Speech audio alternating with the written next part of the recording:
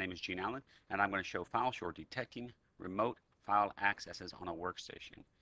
The situation is that Windows by default has administrative shares that are invisible.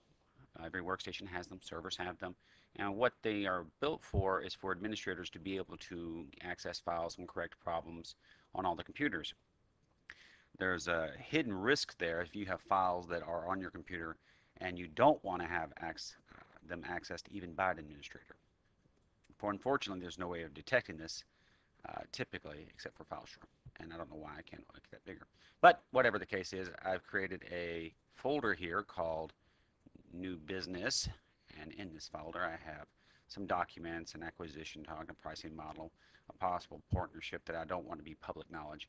And how do we detect when somebody has accessed these files remotely? Well, I'm going to go to another computer and we're going to access these files. I'm just going to copy them and you'll see an alert come up with the FileSure.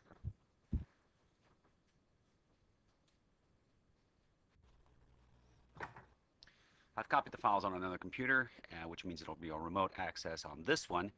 And in a few minutes, we'll actually see FileSure detect it and give you an alert about it. We're just going to fast forward to that point.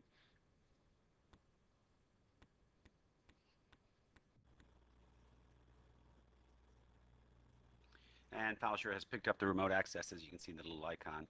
And if we double click on this thing, or we right click and say display alerts, here we are. We see that looks like Alan GB read 10 doc files, and Alan GB read 2 PPTs, which is exactly what I have in that folder.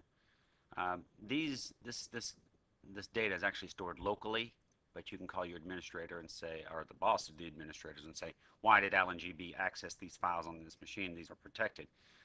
The entire purpose of this is typically for directors of IT to prove that their staff, some people, are not accessing files they shouldn't be.